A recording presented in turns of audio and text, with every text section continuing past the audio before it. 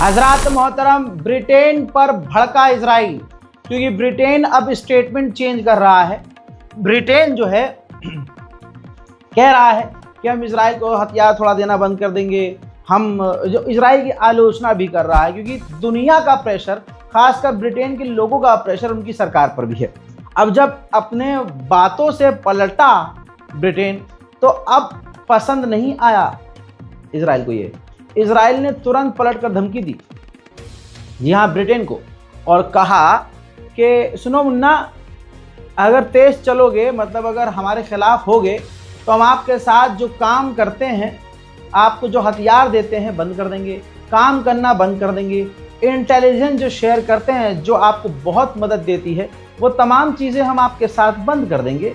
तो सोच लो। इसी तरह से दोस्तों, जर्मनी जो कल तक पूरी तरह से इजराइल के साथ था, और मेरा मानना है अभी भी है, लेकिन क्योंकि जर्मनी के लोगों का दबाव जर्मन सरकार पर बहुत ज़्यादा है, तो जर्मनी ने स्टेटमेंट जारी किया और स्थायी रूप से फिलहाल के लिए इजराइल को हथियार देना बंद कर दिए हैं। वो हथियार देना बंद कर दिए हैं जिनका इस्तेमाल इजराइल गज्जा में कर रहा था। रिपोर्ट आपकी स्क्रीन पर है। और जब तक अगली डेट डिसाइड नहीं होती कि कब तक के लिए इजराइल को हथियार जर्मनी नहीं देता, तब तक के लिए हथियार इजराइल को नहीं दिए जाएंगे। इस पर भी इजराइल भड़केगा। अगर ईमानदारी से जर्मनी ने इजराइल को हथियार देना बंद कर दिया, तो इजराइल मुसीबत में फंस सकता है, क्योंकि ग्राफ के मुताबिक जो इजराइल को हथियार देता है, जर्मनी 30% देता है, अमेरिका 69% हथियार देता है, बाकी दूसरे अलग अलग देश इजराइल को हथियार देते हैं। आखिरकार इजराइल की पार्लियामेंट ने अप्रूवल दे दिया है। देख लीजिए, पूरा मैप जारी कर दिया गया है। इजराइल की सरकार के अंदर अप्रूवल दे दिया गया है कि पूरे गाजा पर इजराइल कब्जा करेगा। हजरात मोहतरम, क्योंकि खुल्लम खुल्ला कह के कब्जा करने पर दुनिया सामने से जो सपोर्ट भी करती है, वो भी मजबूरी में आलोचना कर रही है, तो नेतन्याहू का ये बयान आया। नेतन्याहू ने कहा कि हम गाजा पर कब्जा थोड़ी ना करेंगे, हम गज्जा को आज़ाद करवाएंगे आतंकवाद से, उस लड़ाकू संगठन हमास से, और इसके बाद उस गाजा को बनाएंगे और गाजा के अंदर जो खतरे हैं उसको मिटाएंगे, और गाजा को हम ऐसे हाथ में दे देंगे जो ना वो फिलिस्तीन अथॉरिटी का हो, ना वो हमास का हो। तो दोस्तों, आपको पता है ये सब ड्रामा है। इजराइल पूरे गाजा पर कब्जा खुद करेगा। देखिए, इजराइल ने ऐलान कर दिया पूरे गाजा पर कब्जा करने का, जिसके बाद तमाम अरब देशों ने दिखावे के लिए ही सही निंदा की है, और इसके अलावा इनकी औकात कुछ है भी नहीं क्योंकि वो कुछ करें। दूसरे देशों ने भी निंदा की है, लेकिन सिर्फ अमेरिका है जिसने विरोध नहीं किया है, क्योंकि ये गाजा पूरा अमेरिका के ही हाथ में जाने वाला है। अब इसके बाद जब ये ऐलान हुआ है, तो यूएनएससी इमरजेंसी मीटिंग करने वाला है इसी मुद्दे पर कि गाजा पर इजराइल पूरी तरह से कब्जा करने का ऐलान कर रहा है। तो अब आगे क्या किया जाए? यूएन के चीफ एंटोनियो गुटेरेस ने भी नाराजगी जताई है, कहा कि ये गैरकानूनी है, ये गलत है, ये अलार्मिंग है, और अगर इजराइल पूरे गाजा पर कब्जा करता है तो और बड़े खतरे आगे सामने देखने को मिलेंगे। यूएन ने कहा कि जो भी मदद जैसे भी गाजा के अंदर जा रही है, 84% मदद गज्जा में पहुंच ही नहीं रही है। गेट से अंदर घुस तो रही है, लेकिन वो जा कहाँ रही है नहीं पता। उधर जब गाजा में रात को भी मदद ट्रकों से जा रही है, तो ये देखिए, इजराइल के जो सेटलर्स हैं, यहूदी लोग हैं, सड़कों पर बैठकर गाजा के अंदर मदद जाने वाले ट्रकों को, मदद ले जाने वाले व्हीकल्स को रोक रहे हैं। इजराइल 1706 भूखों को मार चुका है। ये वो 1706 लोग हैं जो अमेरिकी संस्था के सामने मदद मांगने गए थे, जिन्हें इजराइल ने गोली मारकर कत्ल कर दिया, और लगभग 12,030 लोग घायल हैं। अब इससे बड़ी खबर आपकी स्क्रीन पर प्रूफ के साथ। BCG Boston consulting group plan कर रहा है, अमेरिका का ये ग्रुप है, प्लान कर रहा है कि सोमालीलैंड किस तरह से गाजा के लोगों को भेजा जाए। अमेरिका के विदेश मंत्री ने साफ मना कर दिया है कि फिलिस्तीन स्टेट अभी नहीं बन सकता, ना अभी बॉर्डर तय है, न ये पता है कि फिलिस्तीन कौन चला रहा है, ना आगे कौन चलाएगा। उधर ह्यूमन राइट वॉचडॉग ने खुलासा किया है कि इजराइल ने गज्जा के अस्पताल और स्कूलों को उड़ाने के लिए अमेरिकी बमों का इस्तेमाल किया है। मेरे दोस्तों, भूख से 197 बच्चे तड़प तड़प कर मारे गए हैं। और सारी दुनिया चुपचाप देख रही है और अरब पूरी तरह से मुर्दा हुआ पड़ा है। बहरहाल इस बारकोड का इस्तेमाल कीजिए ताकि गाज़ा और फ़िलिस्तीन में हम कुछ खाने पानी का इंतज़ाम कर सकें। कई मदद भेज चुके हैं, लगातार हम वहाँ लोगों से बात कर रहे हैं। हमारा जो एक छोटा सा ग्रुप है उससे हम बात कर रहे हैं और वहाँ मदद जैसे तैसे पहुँचाने की हम लगातार कोशिश कर रहे हैं और जिसमें हमें कामयाबी भी आपकी दुआओं से मिली। हजरात, हालात कितने बुरे हैं इस वीडियो से देखिए। आसमान से जो मदद गिराई है, एड गिराई है, वो एक छज्जे पे जाकर गिरी। लोग जाकर उसे लूटने लगे। भाई भूखे हैं कई दिन से। अब हालात ऐसे हुए कि जिस छज्जे पर भीड़ इकट्ठा हुई उसे लूटने के लिए, वो छज्जा ही टूट कर नीचे आ गया। इजराइल आगे क्या करने वाला है नहीं पता, लेकिन इजराइल रिजर्व के 2 लाख सैनिकों को सेना में वापस बुला रहा है और कहा जा रहा है कि गाज़ा पर कब्जा करने के लिए भारी सैनिकों की ज़रूरत इजराइल को है, इसलिए इजराइल 2 लाख रिजर्व के सैनिकों को बुला रहा है। उधर ये सैटेलाइट इमेज है जिससे खुलासा है, बिफोर आफ्टर नज़र आ रहा है कि अब इजराइल ने गाज़ा के बॉर्डर और अंदर के इलाकों में कब्जा करने के लिए पूरी तरह से टैंक तैनात कर दिए हैं। गाज़ा के हालात भुखमरी से बहुत ख़राब हो चुके हैं। ये देखिए, जहां मदद बांटी जा रही है, मदद दी जा रही है, वो मदद भी पूरी नहीं पड़ रही है। अभी भी लाखों हज़ारों लोग भूखे हैं। लाख और हज़ार तो मैं बहुत कम बता रहा हूँ, कितना भी वहाँ खाना पानी बांटा जा रहा है कम पड़ रहा है। हजरात, 1 लाख टन बम इजराइल गज़ा पर गिरा चुका है। इसका मतलब ये 1 लाख टन बम का मतलब कुल मिलाकर होता है 8 परमाणु बम। जितनी तबाही मचा सकते हैं, इजराइल ने उतने बम गज़ा पर ऑलरेडी गिरा दिए। गाज़ा को लेकर प्लानिंग बड़ी कर दी है। आईडीएफ लगातार मीटिंग कर रही है और गाज़ा पर किस तरह से कब्जा करना है उसकी चर्चा जोरों से चल रही है। फिलिस्तीन के वेस्ट बैंक का हाल अगर दिखाऊं तो ये देखिए, एक फिलिस्तीनी परिवार को मजबूर किया इजराइल की गवर्नमेंट ने कि अपने हाथों से अपना मकान तोड़ दे, वरना उसको परिणाम भुगतने पड़ेंगे और साजो सामान समेत उसके मकान को गिरा दिया जाएगा। इजराइल की आतंकी सेना की औकात अंधभक्तों से अलग नहीं है। जरा ये देखिए, वेस्ट बैंक में फिलिस्तीनियों के घर में घुसकर बच्चों की गुल्लक तोड़कर उसमें से पैसा, कितना पैसा होगा उस गुल्लक में, लेकिन वो बच्चे के पैसे भी गुल्लक से निकाल कर ले गए। अमेरिका के वाइस प्रेसिडेंट ने जहर उगला। डोनाल्ड ट्रंप से कोई अलग थोड़ी ना है, सारे सुअर एक जैसे हैं। अमेरिका के वाइस प्रेसिडेंट ने कहा कि मुझे नहीं पता कि फिलिस्तीन का क्या मतलब है और फिलिस्तीन को मान्यता देने का क्या मतलब है।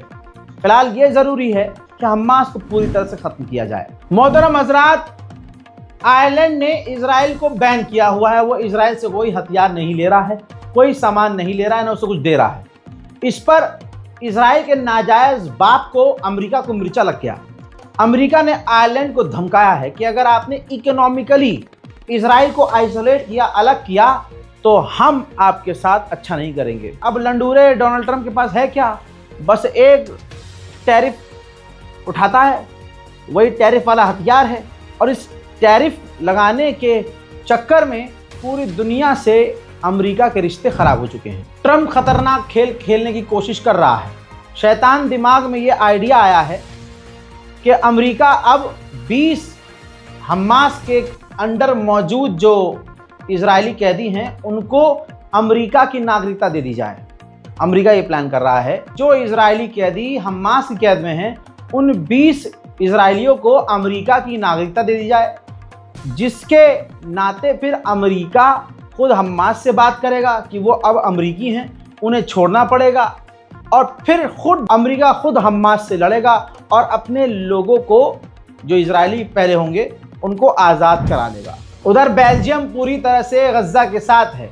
जब इजराइल ने ऐलान किया कि हम गाज़ा पर पूरी तरह से कब्जा करेंगे, तो सबसे पहले बेल्जियम भड़का और बेल्जियम ने इजराइल के एम्बेसडर को समन कर लिया और खूब खरी खोटी रखकर सुनाई और आलोचना की कि ये आपका कदम सरासर गलत है।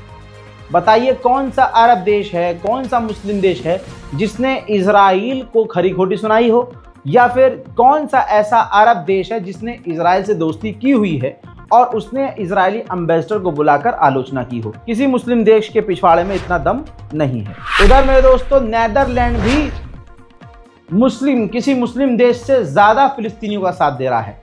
नीदरलैंड ने इजराइल के साथ ट्रेड बंद कर रखा है और अब वो यूरोप के देशों पर भी प्रेशर बना रहा है कि इजराइल से ट्रेड बंद कर दिया जाए। इंडोनेशिया ने कोरोना के समय उसका एक आइलैंड है जहां कोई नहीं रहता, वहां उसने हॉस्पिटल बनाया था जहां कोविड-19 पेशेंट का इलाज कर रहा था।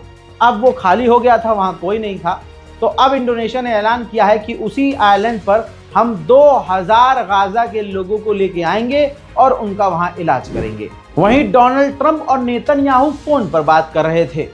नेतन्याहू ने डोनाल्ड ट्रंप को समझाने की कोशिश की कि गाजा के अंदर भुखमरी नहीं है, यह हमास प्रोपेगेंडा चला रहा है। आगे और नेतन्याहू कुछ बोलता, डोनाल्ड ट्रंप ने उसे रोक दिया और कहा कि नहीं, मुझे ये सब नहीं सुनना कि वहाँ भुखमरी नहीं है, प्रोपेगेंडा है, ये सब ड्रामा मुझे नहीं सुनना।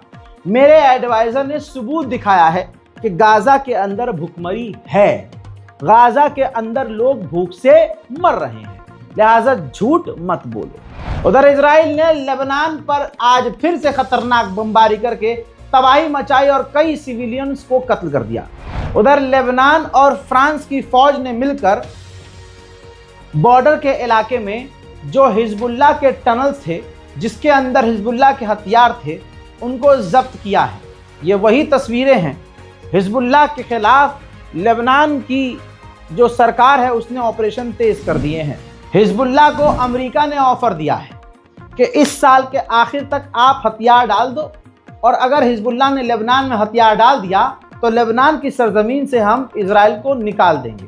और आपको और गली के बच्चे को पता है कि ऐसा नहीं होगा, इजराइल को अमेरिका कभी नहीं निकालेगा। उधर मेरे दोस्तों हिजबुल्लाह के लीडर ऑन कैमरा अरब चैनलों पर आकर साफ बोल रहे हैं कि ये जो फैसला लिया गया है हम नहीं मानेंगे, हम किसी की नहीं मानेंगे, हम हथियार नहीं डालेंगे। इजराइल को लेबनान की ज़मीन छोड़नी होगी और लेबनान से तुरंत वापस निकलना होगा। इसके बाद ईरान ने हिजबुल्लाह का साथ दिया और कहा हिजबुल्लाह अपनी जगह सही है, जिस पर लेबनान की अमेरिका के इशारों पर नाचने वाली नचनिया सरकार ने ईरान की निंदा की और कहा कि हमारे मुद्दे से दूर रहे।